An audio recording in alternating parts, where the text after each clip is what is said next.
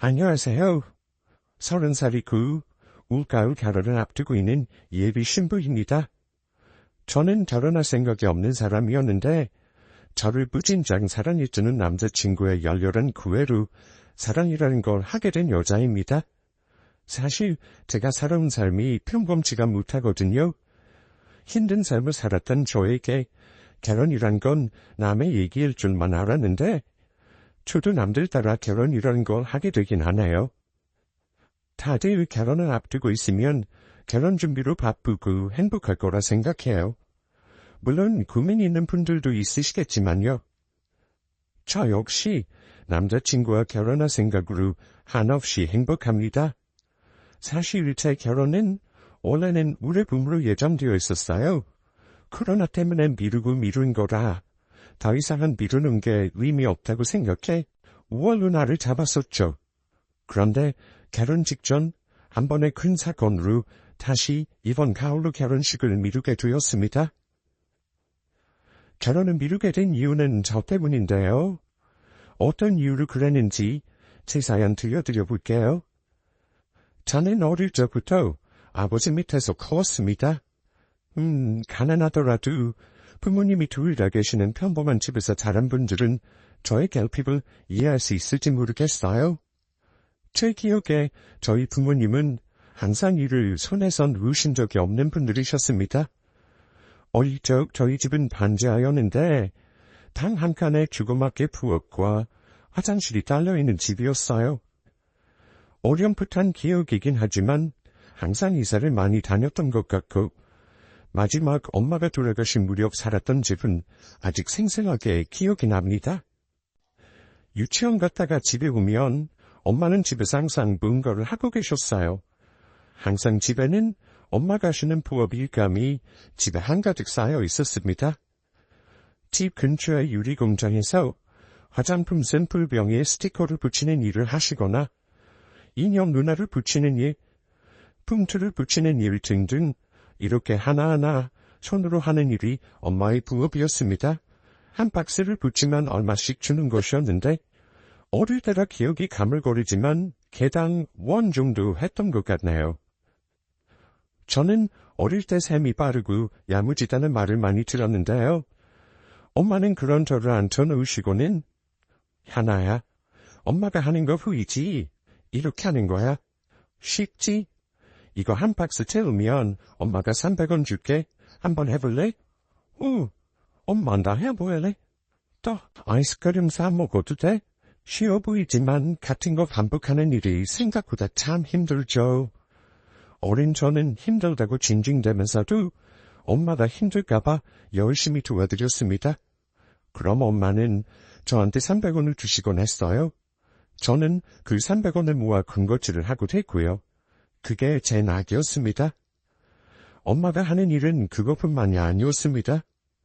제가 유치원에서 돌아오면 엄마는 오후부터 일을 안 하셨어요. 그 일이 정확히 뭔지는 모르겠습니다. 하지만 엄마는 아빠가 집에 들어오고 나서도 더 늦게 들어오셔서는 항상 허리가 아프다고 하셨어요. 그리고 어린 저에게도 늘 지친 모습으로 기억됩니다. 아빠는 만노동을 하셨어요. 지금은 그때 익히신 두배 기술로 두배 장판 일을 하시며 저 뒷바라지 해주시고 결혼 준비도 도와주셨지만 그때는 다른 기술 없이 몸으로 먹고 사셨던 것 같습니다.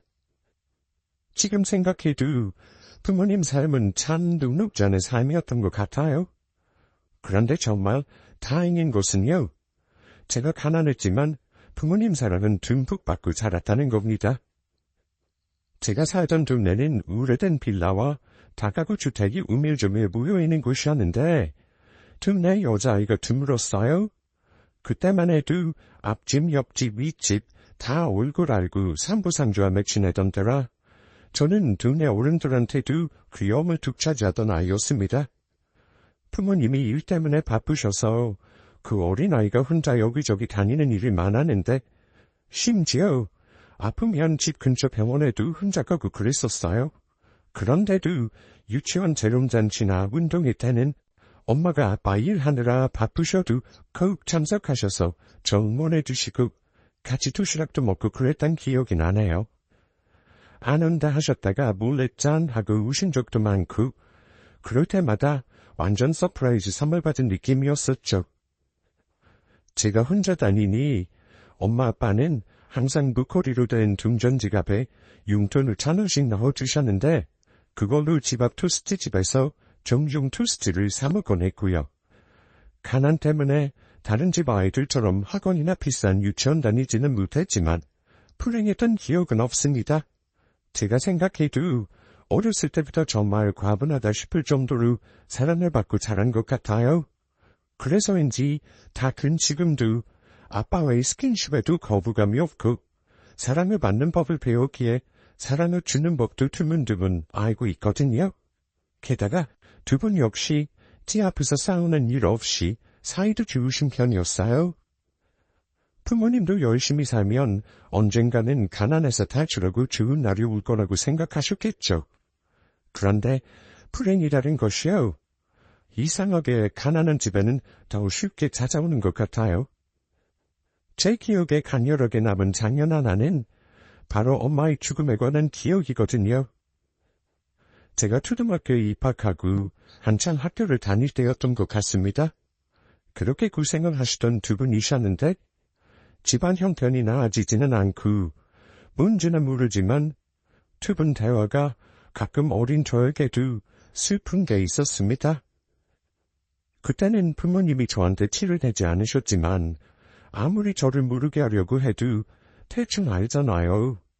모르는 번호에 전화를 받기 꺼려 하시거나 밤에 두 분이서 대화할 때 평소와 달리 어떻게 해야 같은 단식의 말이 제 방까지 들린다거나 화난 사람들이 집에 찾아와 혼자 있는 저를 보고 하루에 엉두르면서 부모님 어디 가셨냐고 어른끼리 해야 할 말이 있다고 말씀하시는 거예요. 지금 생각하니 아빠가 진 빚 때문에 그렇게 밤낮으로 힘들게 사셨다는 생각이 들긴 합니다. 그때 부모님의 대화가 기억나는 게 있습니다. 엄마가 아빠한테 이렇게 말씀하시더라고요. 여보, 현아도 초등학교 입학했으니까 일을 좀 늘려볼까 하는데 새벽에 나가는 일이 좀 있어서 그거 좀 해볼까 하는데 어때요? 그렇게 하면 당신 몸 상하지 않겠어? 나도 힘든 일을 당신이 어떻게 하려고 그래? 너무 힘들면 안 해도 돼. 내가 다른 일을 더 알아볼게. 계속은 못해도 이 땅이 세니까 그렇죠. 아무튼 나 할 거니까 그렇게 알아요. 그래야 이제라도 갔죠. 엄마가 일을 더 늘려서 하시겠다는 대화였는데요. 왜 그렇게 그 기억이 선명한 거 하니? 엄마가 그 일을 시작하고 나서 얼마 지나지 않아 새벽에 일을 나가시다가 사고를 당하셨기 때문입니다. 저는 엄마가 일을 나가시는 걸 본 적이 없었어요. 항상 제가 잠자고 있을 때 나가셨고 아빠가 깨우면 일어나 학교 갈 준비를 하고 밥을 먹고 등교를 했었죠. 그런데 그날은 남달랐습니다. 새벽에 고요함을 뚫고 집에 전화 소리가 울렸고요. 왠지 모르게 그 소리가 불안했던 기억을 합니다. 그리고 전화를 받는 아빠의 목소리를 듣고는 어린 저도 지금 큰일이 났구나. 엄마에게 무슨 일이 생겼구나 하고 알 수 있을 정도였습니다. 전화기에 대고 거의 울부짖다시피 엄마 이름을 말하던 아빠는 저를 데리고 황급히 나갈 준비를 하셨죠. 현아, 얼른 잠바 입어라. 지금 빨리 병원으로 가야 한다. 어린 자였지만 본능적으로 무슨 일이 났다는 걸 알았죠. 저는 아빠를 따라 생전 처음 큰 병원으로 갔습니다. 그 다음 기억은 흐릿합니다. 어른들은 엄마를 바로 만나게 해주지는 않았거든요. 병원에 도착해서 의사 선생님의 설명을 들은 아빠는 주저앉아 우셨던 것 같아요. 저는 아빠의 울음을 보면서 같이 따라 울었고요. 그리고 엄마를 만나게 해주었는데 아직도 저는 엄마의 마지막 처참했던 모습을 잊을 수가 없습니다. 나중에 커서 들은 얘기지만 엄마는 그 새벽 일을 나가시다가 가로등도 없이 어두운 횡단보도를 건너다가 뺑소니를 당하셨다고 합니다. 그때는 CCTV 이런 것이 흔하지 않던 시절이라 어떤 차가 그랬는지 잡지도 못했고요. 그렇게 환망하게 사고를 당하시고 만 거죠. 다행히 의식이 돌아오셨는지 제가 엄마 귀에 대고 엄마, 나 현아야. 현아 왔어. 이렇게 말하자 손을 들어 올리시더라고요. 아빠가 엄마 손을 잡아주고 하고 싶은 말을 하려고 하시기에 엄마, 사랑해요. 금방 나올 거야. 엄마, 힘들어도 조금만 참아요. 이렇게 말했던 기억이 납니다. 엄마는 저에게 미안하다, 현아야. 엄마가 우리 딸한테 해줘야 하는 게 많은데 이렇게 못해주고 갈 것 같네. 중학교 가는 것도 봐야 하고 나중에 결혼하는 것도 꼭 보고 싶었는데 정말 미안해. 엄마가 하늘나라에서 우리 딸 지켜보면서 항상 지켜줄 테니까 절대 기죽지 말고 항상 열심히 살아야 해. 알았지? 하고 힘겹게 말씀하셨습니다. 아, 이 사람아, 왜 그런 소리를 해? 당신이 가긴 어딜 간다고. 우리 딸 다 클 때까지 멀쩡할 거니까 그런 소리 마라. 아빠는 피가 엉겨붙은 엄마의 얼굴을 쓰다듬으며 우셨습니다. 그리고 얼마 후 엄마는 의식을 잃으셨고 제가 엄마 하고 애타게 부르는 소리에도 대답이 없으셨어요. 저희 엄마는 그렇게 돌아가셨어요. 그게 제 기억 속 엄마의 마지막 모습입니다. 그때 제가 초등학교 1학년 때였는데도 어제처럼 생생하게 기억납니다. 그리고 가끔 꿈에도 그 장면이 생생히 반복돼서 엉엉 울다 깨어나면 정말로 얼굴에는 눈물이 흐르고 있기도 했어요. 그 후 반지하 방에서 아빠와 둘이 지내게 되었는데 아빠는 늘 술을 마시고 계셨습니다. 엄마가 살아계실 때는 좋은 곳에 놀러는 못 가도 근처 산이나 공원으로 주말이면 저를 데리고 나가셨는데 한동안 아빠는 주말에도 평일에도 술만 드셨습니다. 끼니는 늘 라면으로 때우기 일쑤였고요. 위층 아주머니나 동네 아주머니들이 가끔 들러 제 반찬을 챙겨주지 않으셨다면 저는 아마 쫄쫄 굶으면서 살았을 겁니다. 몇 날 며칠이 지났나요? 어느 날은 저희 집의 동네에서 아빠랑 친한 아저씨와 아주머니가 오셨더군요. 현아 아빠, 언제까지 이러고 있을 거야? 딸내미 저러고 있는데 불쌍하지도 않아? 이제 정신 차리고 살아야 하지 않겠어? 애 잘 키워야 나중에 현아 엄마 만나더라도 할 말 있지. 술병은 다 뭐야 대체?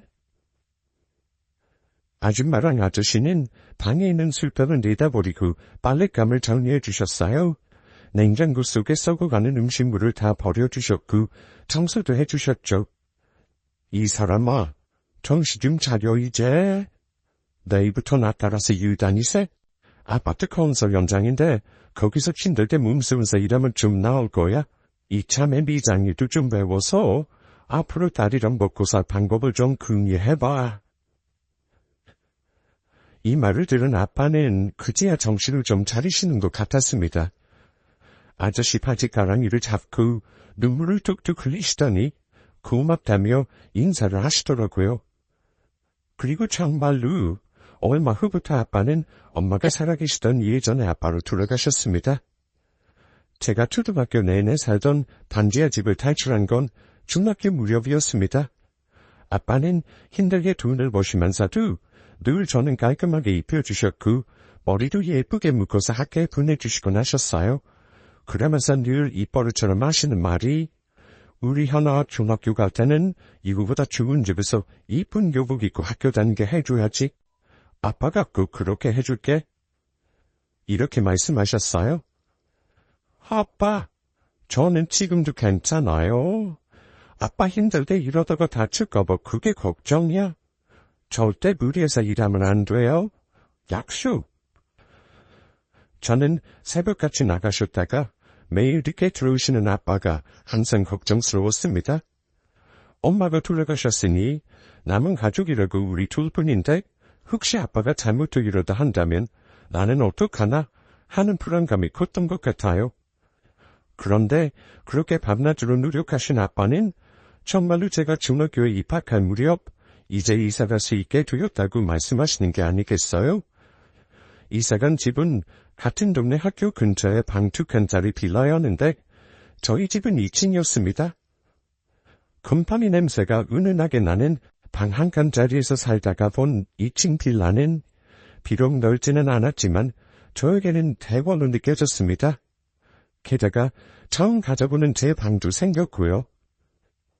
엄마가 살아계셨다면 얼마나 좋아하셨을까 하는 생각에 가슴이 울컥했던 기억이 납니다. 아빠는 그때 도배장판 일을 하셨는데 그 일을 하시면서 저희도 삶이 좀 안정되어 갔습니다. 그리고 저에게 사춘기 비슷한 것이 그 무렵 찾아왔던 것 같습니다. 남들은 사춘기 때 부모와 사이가 안 좋아지기도 하고 공부를 손에서 두기도 하고 또 일탈른 일을 해서 부모님 가슴에 다 들어가게 한다는데 저는 사춘기 때 방황하는 것도 사치라 생각했어요. 그때 제 인생의 화두는 가난에서의 탈출이었습니다. 그 시절은 아무리 명랑하고 밝았던 아이라도 한 번씩은 센티해지는 때가 있잖아요. 저 역시 그랬습니다. 아빠와 싸운 적은 없지만 마음속으로 가끔 원망하기도 했어요. 왜 나는 평범한 집안에서 태어나지 못했을까 하는 생각을 가끔 하곤 했죠. 하지만 어린 나이에도 제가 처한 상황을 수명처럼 받아들였던 것 같아요. 저는 그때도 아빠에게 최선을 다했고 좀 악착같이 살았습니다. 저는 공부를 그리 잘하지 못했어요. 다른 아이들처럼 학원을 몇 개씩 다니지도 못했고요. 그때 공부로 성공하기는 힘들겠다는 생각을 했습니다. 그래서 고등학교는 실업계로 진학했어요. 돈을 빨리 벌어서 아빠를 도와드리고 싶었습니다. 저는 고등학교 2학년 때부터 미용기술을 배우러 학원에 다녔고 학원비 달라는 소리를 아빠에게 하기가 미안해서 집 근처 패스트푸드점에서 아르바이트로 용돈과 학원비를 벌었습니다. 그래서 대학은 못 갔어요. 저라고 힘들지 않았겠습니까? 사실 혼자 울기도 많이 울었어요. 혼자 이것저것 아르바이트하면서 부당한 일을 많이 당하기도 했고요. 그리고 참고 견뎠습니다. 지금 생각하면 어린 제가 어찌 그렇게 악바리처럼 살았나 싶기도 해요.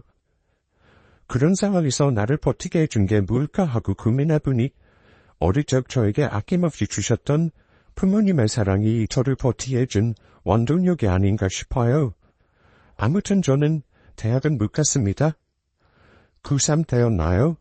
아빠가 저에게 대학을 가라고 말씀하시더라고요. 현아야, 아빠는 네가 대학에 갔으면 좋겠다. 전문대라도 졸업한 거랑 안 한 거랑은 사회 나와서 천지 차이야. 아빠가 그걸 하니 말하는 거다. 또 학비 걱정해서 대학 안 가는 거면 그런 걱정 안 해도 된다. 아빠 이제 빚도 없고 또 하나 대학 보내는 거 어려운 일 아니야? 근데 왜 대학을 안 갈라 그러니?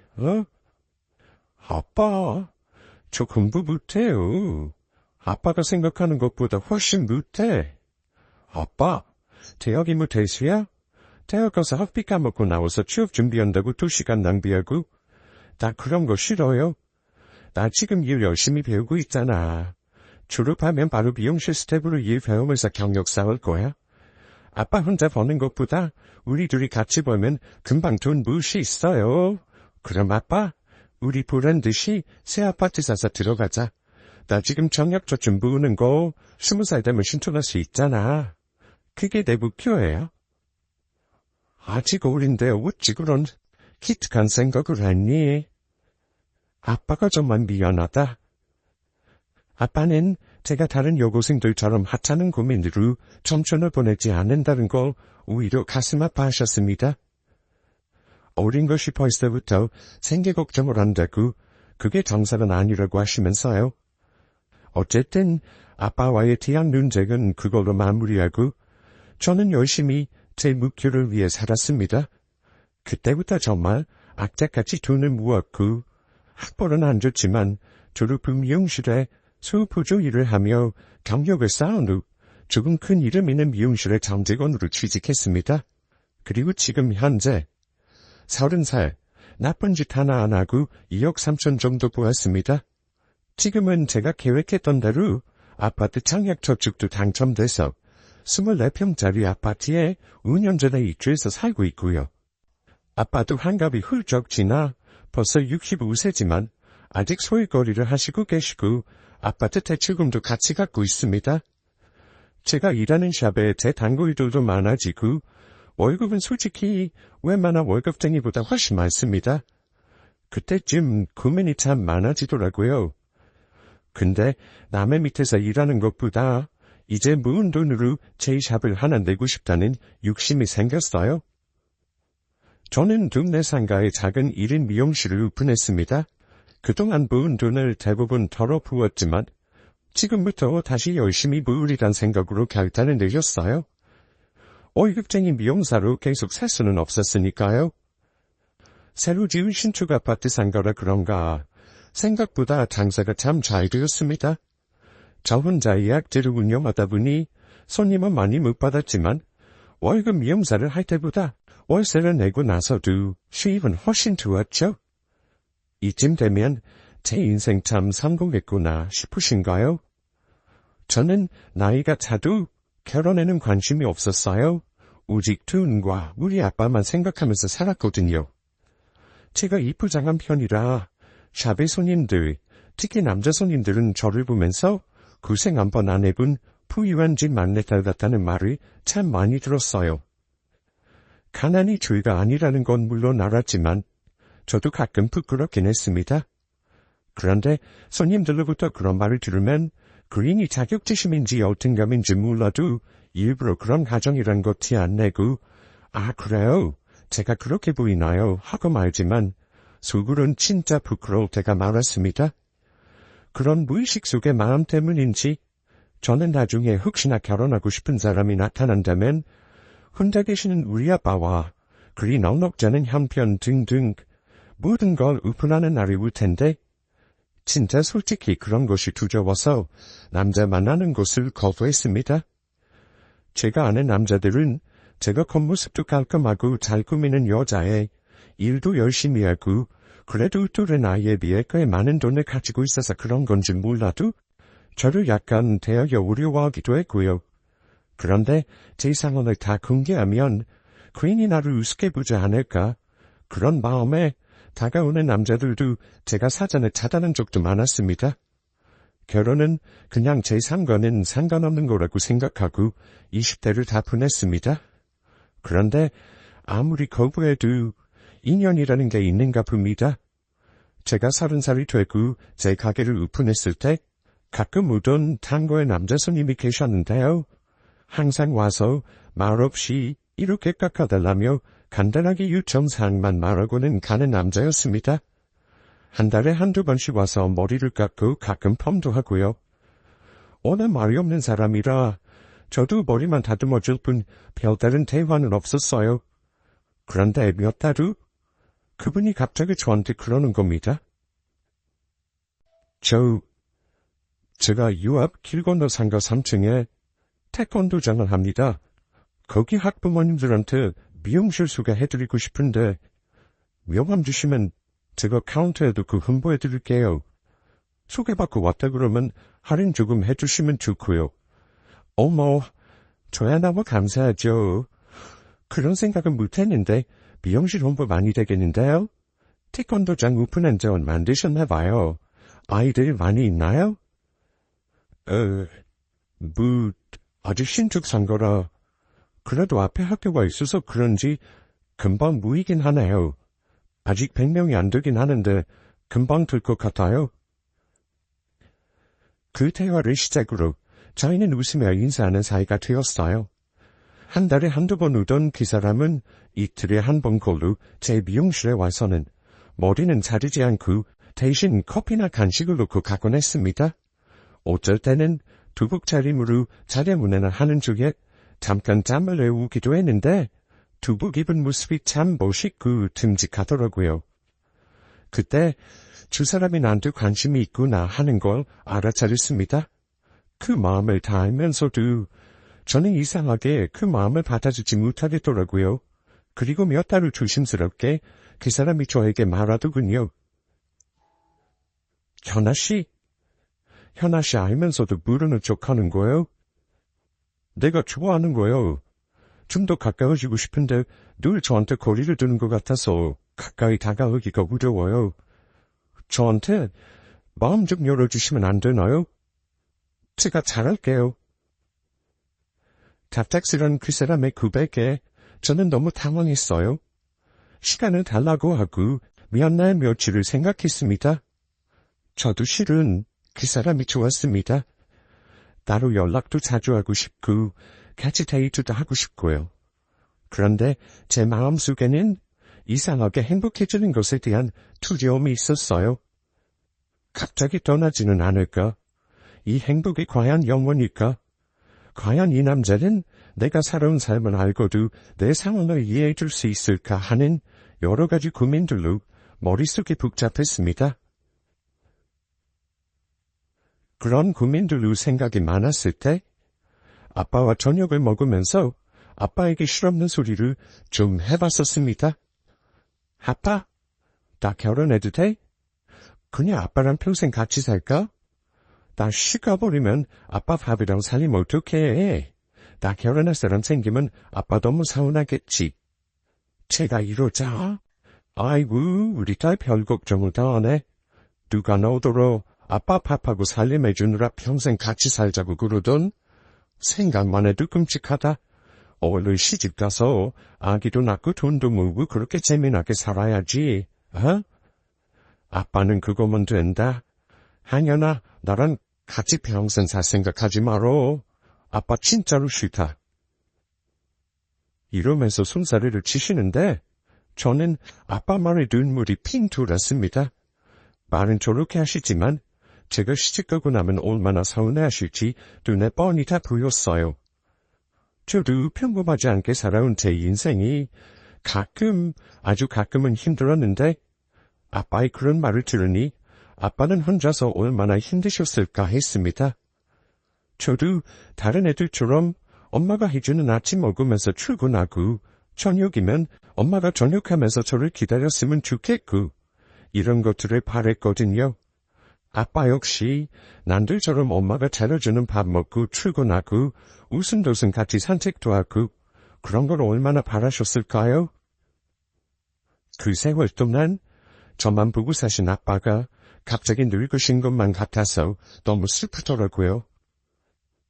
아빠 말을 들으니 그냥 제가 남들처럼 결혼도 하고 아이도 낳고 이렇게 사는 걸 보는 게 아빠 소원이구나 하고 이해가 가더라고요. 그래서 저도 고민이 끝났습니다.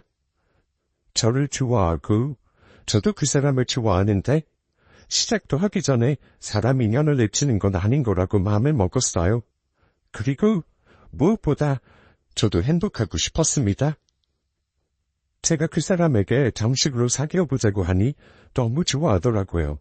그리고 어차피 알게 될 거, 그 사람도 제 상황을 알아야 할 것 같아 솔직하게 다 말했습니다. 승아 씨, 우리 결혼을 할지 안 할지 모르지만 그래도 사귀는 사이라면 저에 대해 숨기는 것 없이 다 말해야 할 것 같아서요. 저 어렸을 때 엄마 돌아가셔서 지금은 아빠 혼자 계세요. 아빠가 고생을 많이 하셔서 건강은 좀 안 좋으신데 예전처럼은 못하시지만 소일거리로 2배 일은 가끔 하고 있어요.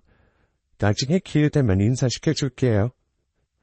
지금은 살만하지만 저 무지 가난하게 자랐어요. 대학도 못 갔고요. 이런 거 다 알면서도 저랑 사귈 거예요. 제 말에 그 사람은 현아 씨, 솔직하게 말해줘서 고마워요. 그게 우리가 사귀는데 무슨 걱정거리가 된다구라요.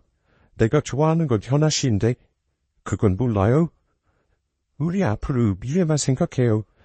나는 현아 씨랑 결혼해서 잘 살고 싶어요. 현아 씨가 원하면 현아씨 아버님도 같이 모시고 살아도 돼요. 그러니까 이제부터 아무 걱정 말아요. 그동안의 제 걱정과 자격지심을 아무것도 아니게 만들어준 그 사람의 그 말에 너무 감동을 받았습니다. 당연히 저희는 결혼을 약속했고요. 그 사람 부모님께 인사도 드렸습니다. 저를 못마땅해 하실까봐 걱정을 많이 했는데 예비 시부모님을 보니 제 남자친구가 왜 그리 다정한 성격인지 이해가 가더라고요. 다정한 말투와 상냥한 태도, 이런 걸 부모님께 배운 거더군요. 예비 시어머님은 저에게 우리 승한테 얘기 많이 들었어요. 듣던 대로 아주 예쁘네. 어쩜 이렇게 이쁘고 좋은 사람이 우리 아들한테 왔을까요? 엄마 없이 많이 힘들었을 텐데 이렇게 멋지게 커서 훌륭한 미용사가 된 거 보면 엄마가 얼마나 좋아하겠어요. 대단해요. 우리 식구 되는 거 정말 기뻐요. 이렇게 말씀하시면서 둔대까지 해주셨습니다. 저 정말 품 많은 사람이죠. 그렇게 순탄하게 결혼 얘기가 오가고 저희 아빠에게 인사도 드렸어요. 아빠도 둔들한 제 남자친구 모습에 너무 흡족해하셨고 정말로 결혼만 행복하게 할 일만 남겨두고 있었습니다. 그런데 결혼을 2달 정도 남겨둔 어느 날이었어요. 그날도 어김없이 제 미용실에서 일하고 있었는데 모르는 번호로 전화가 걸려왔습니다. 김연아님, 혹시 김상철님 따님 되시나요? 낯선 사람의 목소리를 듣자마자 왠지 모를 불안함이 밀려오며 머리털이 서더라고요. 네, 제가 김상철님 딸 맞는데요. 무슨 일이시죠? 지금 빨리 병원으로 와주셔야겠어요. 아버님이 쓰러지셨는데 지금 위독하십니다. 여기 병원이 어디냐면... 그 다음 말은 틀리지가 않더군요. 무슨 정신으로 병원을 갔는지 기억도 잘 안 납니다. 앞치마도 풀지 못하고 정신없이 병원으로 달려갔는데 아빠는 응급실에 이런저런 장치에 연결된 채 누워 계셨습니다. 의사는 급히 달려온 저에게 김상철님 보호자분 되십니까? 지금 CPR로 겨우 심장을 돌려놨는데 의식을 회복 못하셨어요. 한 번 심정지가 오면 여러 번 올 가능성이 많아서요. 오늘 밤이 고비가 되실 것 같네요. 혹시 평소에 지병이 있으셨습니까? 부염하던 약 같은 거 있으신가요? 네. 아빠가 혈압이 있으셔서 약을 드시고 계시긴 했어요. 그런데 이렇게 갑자기 왜 쓰러지신 거죠? 상황이 위급해서 전밀검사는 해봐 알겠지만 전형적인 급성 심근경색이세요. 심장마비가 온 거죠. 다행히 길에서 쓰러지셔서 병원에 도착하신 게 천만 다행이셨죠. 오늘 잘 지켜봐야 할 것 같네요. 자꾸 심정지가 오면 마음의 준비를 하셔야 합니다. 누워있는 아빠를 보니 살아온 아빠 인생이 너무 가여워서 눈물이 하염없이 나오더군요. 아빠 친한 친구나 친척에게 전화할 것도 어디 하나 없는데 제일 먼저 생각나는 사람이 남자친구였습니다. 승아씨, 어쩌면 좋아? 우리 아빠 지금 쓰러지셔서 병원에 있어요. 아직 의식도 없으시고 많이 안 좋으시대. 마음의 준비를 하라는데 나 어쩌면 좋아? 제가 엉엉 울며 말하자 그 사람은 갑자기 쓰러지신 거야? 많이 놀랐지? 일단 진정하고 내가 지금 바로 갈게. 조금만 기다려 자기야. 그 사람은 1시간도 안 되어 병원으로 달려와 주었습니다. 그 사이 아빠 상태는 점점 안 좋아지셨어요. 산소 포화도는 점점 내려가고 혈압도 자꾸 떨어지고요. 몸에 연결되어 있는 기계에서 BP 소리가 날 때마다 의사와 간호사가 달려와 아빠 상태를 살폈습니다. 그런데 몇 시간 후 또다시 아빠에게 심정지를 알리는 기계음이 들렸고 의료진이 와서는 저에게 밖으로 나가 있으라고 하더군요. 심폐소생술을 해야 한다면서요. 저는 남자친구에게 기대어 울면서 밖으로 나갔습니다. 다급하게 의료진들이 움직이며 대화하는 소리가 들려왔고 저는 아빠를 이대로 보낼 수도 있다는 생각에 공포에 사로잡혔습니다. 얼마 후 의사 선생님이 나오시더니 김상철님 보호자분, 지금 아버님 심장박동은 들어왔습니다. 아까 말했지만 오늘 몇 번 이러실 수 있어요? 호흡이 안 되셔서 사건까지 한 상태고요. 지금 아버님 심장은 혼자 힘으로 뛰는 게 아닙니다. 기계가 뛰게 하고 있는 거죠. 아무래도 오늘 밤 넘기기 힘드실 것 같으니 마음의 준비를 하세요. 혹시 한 번 더 심정지가 오면 연명치료를 더 하시겠습니까? 이러시더군요. 아직 심장이 뛰고 있는 거 맞잖아요. 아직 살아있는 게 맞는데 어떻게 제가 그걸 결정해요? 떨리는 목소리로 말했지만 의사는 보호자가 결정하셔야 하는 거라 말하고는 자리를 떠났습니다. 정말 아빠를 보내드려야 하나보다 하는 생각에 정신이 아득해졌습니다. 하지만 제가 정신줄을 놔버릴 수는 없었어요. 의식 없이 각종 후수에 연결돼서 누워 계신 아빠를 보니 편하게 보내드리는 게 맞는 건가 하는 마음도 들었지만 숨이 붙어있는 아빠를 포기하기가 싫었습니다. 아빠는 그 상태로 며칠을 더 버티셨습니다. 돌아가실 것 같다는 의료진의 말에 저는 다급하게 아빠를 모실 납골당과 장례식장을 알아보았고요. 아빠 곁을 비울 수가 없는 저 대신 남자친구가 애를 많이 써주었습니다. 그렇게 일주일이 지났는데 아빠는 그때까지도 잘 버텨주셨습니다. 그런데 기적이라는 게 정말 있는 건지 아니면 아빠의 정신력이 대단한 건지 의식을 잃은 지 딱 8일째 되던 날에 아빠가 정신이 돌아오셨습니다. 처음 하시던 말씀이 하나야, 아빠 분 마르다 였습니다. 아빠가 깨어나시니 의료진들도 아주 난리가 났죠. 정말 깨어나실 줄 몰랐는데 장하시다며 아빠를 격려해 주셨어요. 기쁜 건 이루 말할 수가 없었고요. 아빠 저 현아예요. 저 알아보겠어요? 그럼 내가 우리 딸을 못 알아보겠니? 내가 여기 얼마나 누워있었니? 아빠는 그렇게 깨어나셔서 중환자실에 3일을 더 계시다가 일반 병실로 옮기셨습니다. 그 후 아빠는 혈관을 확장하는 스텐트 시술을 받으셨습니다. 그러고 나서는 회복이 아주 빠르셨어요. 아직 거독은 불편하셨지만 말씀하시는 건 쓰러지기 전처럼 뚜렷하셨습니다. 한 달 정도 되니 일반식도 자유롭게 하실 수 있게 되셨죠. 제가 아빠에게 물었죠. 아빠 거의 8일 동안 의식 없이 누워있었어요. 혹시 누워있을 때 내 목소리 안 들렸어요? 내가 아빠한테 맨날 일어나라고 귀에다 대고 말했는데 이 녀석아, 네 목소리뿐이겠냐? 아빠 누워서 꿈을 얼마나 꿨는지 지금도 생생하다 아주. 무슨 꿈을 꿨어요? 혹시 저승사자 나왔어? 제가 웃으면서 물으니 아빠는 저승사자는 무슨... 그게 참 희한해. 내가 무슨 큰 강 앞에 서 있는데 나룻배 같은 거에 사람들이 여러 타고 있더라고. 근데 거기 앉아있는 사람들이 나한테 이쪽으로 오라면서 손짓을 하는 거야. 그래서 나는 아무 생각 없이 배를 타려고 했지. 배에 거의 가까이 가서 발을 옮기려고 하는데 순간 네 얼굴이 갑자기 떠오르는 거야. 왠지 그 배를 타면 너를 못 볼 것 같다는 생각이 들었지 뭐냐. 그래서 돌아섰지. 저는 아빠 꿈 얘기가 너무 흥미진진했습니다. 아빠가 혼수 상태에서 헛꿈을 꾼 거라고 해도요. 아빠 그래서요? 다 안 탔더니 혹시 누가 잡아당기진 않았고? 글쎄 내 말을 들어봐. 그러고 나서는 또 다른 꿈을 꿨는데 아빠가 큰 계단을 올라가고 있었거든.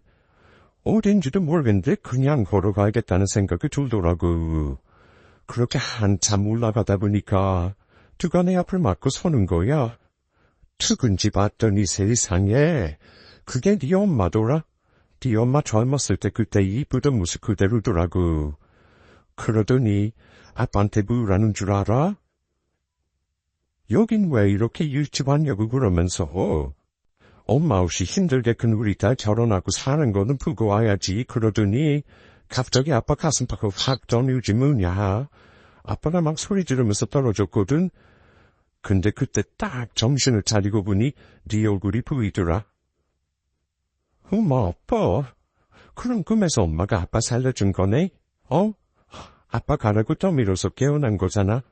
와, 우리 엄마 대단해. 나 지켜봐준다더니 역시 빈말 아니었나봐. 제가 농담 반 진담 반으로 웃으며 어스레를 떨자 아빠도 웃으면서 말씀하셨어요. 그래, 이 녀석아. 엄마가 죽어서도 너랑 나를 두 눈 부릅뜨고 지켜본 게 맞나 보다. 아빠 다 죽어가는데 꿈에 나타난 걸 보면 말이야. 참 신기한 일이죠. 물론 저는 아빠가 얘기해준 게 진짜인지 거짓인지 잘 모릅니다. 세상에 이런 일이나 나올 법한 얘기잖아요. 하지만 엄마가 정말 지켜주시는 게 맞다고 믿고 싶었어요. 의사들도 마음의 준비를 하라고 했던 아빠가 깨어난 건 정말 기적에 가까운 일이었거든요. 아빠 꿈 얘기를 남자친구한테 했더니 남자친구 역시 신기했어요. 한동안 아빠가 입원하신 병실에서 아빠가 혼수 상태일 때 꾼 꿈 얘기가 아주 핫했습니다. 같이 입원하고 있는 사람들이 아주 재미있었거든요. 나중에 아빠는 그 얘기에 양념까지 쳐가면서 더 재미나게 꿈 얘기를 하시더라고요. 저는 웃겠지만 그냥 모른 척했어요. 아빠가 회복해서 그런 얘기를 들어놓고 있다는 것이 마냥 좋기만 했습니다. 그 후 아빠는 거의 건강을 회복하셨고 퇴원 후에는 통원 치료를 하시며 건강관리를 하고 계십니다. 혹시 몰라 일은 더 이상 안 하고 계시고요. 집 앞 공원을 천천히 걷는 정도의 운동만 규칙적으로 하고 계세요. 저는 아빠 때문에 결혼식을 미뤘습니다. 병원에 계신 기간이 길다 보니 도저히 제가 그 상황에서 결혼식을 하는 건 무리라는 판단을 했고요. 올가을로 결혼을 미루고 지금은 미용실과 아빠 집을 오가면서 아빠를 좀 더 보살펴드릴 아빠는 현아야, 너 아빠 때문에 결혼도 미루고 미안해. 아빠 스스로 건강을 잘 챙겼어야 하는데 끝까지 우리 다 힘들게 하네. 가을에 결혼할 때는 아빠가 너 손잡고 씩씩하게 걸어 들어가마. 하시며 미안해하셨어요. 아유 아빠, 결혼 날짜 다가오는 거 금방이에요. 그것보다 그때까지 아빠는 건강 더 회복해야 해요. 그래야 아빠 말대로 씩씩하게 웨이팅 마쳐야지. 나 절대 안 울 거야. 결혼식 때 아주 활짝 웃기만 할 거야 아빠. 그니까 아빠는 건강하기만 하세요. 저는 이런 이유로 제 결혼식을 미루고 하루하루 조심스럽게 살고 있습니다. 아직 아빠 건강이 다 회복된 게 아니라 갑자기 쓰러지는 일이 생길 수도 있어서 거의 매일 아빠 집을 들락거리고 있어요. 다행히 남자친구가 저를 많이 도와주고 있어요. 이 사연을 통해 고맙고 사랑한다는 말 전하고 싶네요. 여러분들 제 사연 어떠셨나요? 아직 짧게 산 인생이지만 저도 참 바람만장하게 살았죠? 앞으로 행복하게 살 수 있도록 응원의 말씀 많이 부탁드립니다. 제 사연 마칠게요. 감사합니다.